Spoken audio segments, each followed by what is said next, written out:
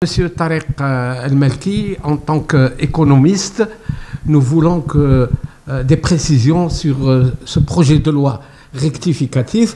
Mais avant de parler de ça, quelle est la situation économique au lendemain du confinement? Bien évidemment, cette crise économique qui a commencé par une crise sanitaire exerce un impact extrêmement difficile sur l'économie marocaine. Donc, bien évidemment, les mesures de confinement, d'état d'urgence sanitaire qui ont été prises depuis le 20 mars ont permis de sauver un nombre important de vies. On parle de 500 000 cas d'infection au Covid évités, de plus de 10 000 morts. Donc toutes les mesures qui ont été prises par l'État marocain sur le plan sanitaire, sur le plan économique et social, sont extrêmement salutaires. Sauf qu'elles ont bien évidemment un caractère conjoncturel. Et lorsqu'on voit l'impact de cette crise sur l'économie, comme je disais, il reste encore à définir. Nous avons un certain nombre de chiffres, notamment la croissance qui, étant les prévisions de croissance pour 2020 ne dépasseraient pas les moins 5% du PIB, donc nous serons en récession.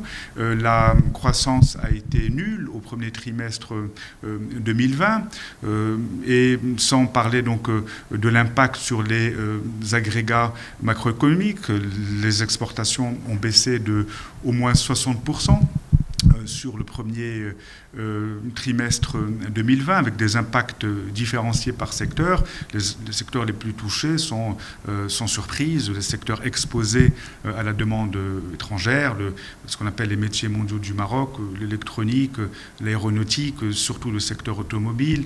Si vous prenez l'ensemble de la population active marocaine, donc secteur formel et secteur informel, pratiquement 2 millions d'emplois vont disparaître d'ici la fin de l'année 2020. C'est que cette crise aussi, elle nous a permis de mettre en lumière deux à trois grandes failles structurelles dont souffre le Maroc. D'abord, les populations précarisées. 60% de la population marocaine vit dans une pseudo-précarité. Et le deuxième élément, c'est l'insuffisance en matière, au niveau donc de notre système de santé.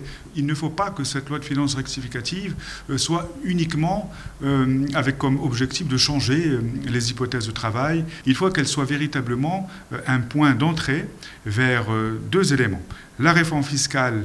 Concrètement, est-ce que c'est une loi d'austérité? Il faut que ce soit une loi, au contraire, qu'elle marque une rupture avec l'orthodoxie budgétaire. Il faut qu'elle intègre, par exemple, des mesures de soutien au pouvoir d'achat des ménages à travers un renflouement du fonds anti-Covid versé donc aux ménages qui sont dans la précarité ou aux ménages salariés donc qui ont perdu ou qui risquent de perdre leur emploi. Il faut que ce soit aussi une loi de finances qui intègre des mesures de protection sociale généralisée, la mise en place par exemple d'un impôt sur l'héritage, un impôt sur le patrimoine, des nouveaux instruments de financement. Ça c'est extrêmement important. Donc, oui, justement sur les instruments de financement, on voit que le Maroc s'endette. Est-ce qu'il n'y a pas de risque sur ces moyens en s'endettant? Quand je parle de mécanismes de financement, c'est pour financer d'une certaine manière la relance économique d'un certain nombre de secteurs d'activité. À travers, par exemple, nous appelons de nos voeux la création d'une banque publique d'investissement à caractère régional et qui agrégerait l'ensemble des instruments de financement qui existent déjà. La CDG, la Caisse centrale de garantie, et qui permettent à l'État d'être, d'une certaine manière, d'investir directement dans des très petites ou moyennes entreprises au niveau des régions du Maroc. La création de fonds de capital risque public-privé.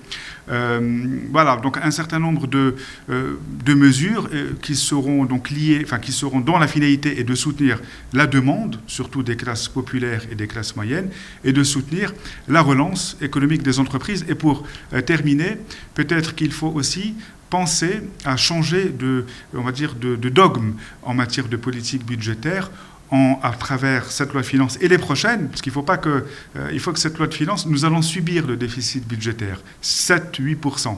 Mais il faut que les prochaines années, à mon sens, ce déficit soit planifié de telle manière à financer, j'ai oublié aussi d'en parler, financer une augmentation des dépenses d'investissement public dans les secteurs sociaux.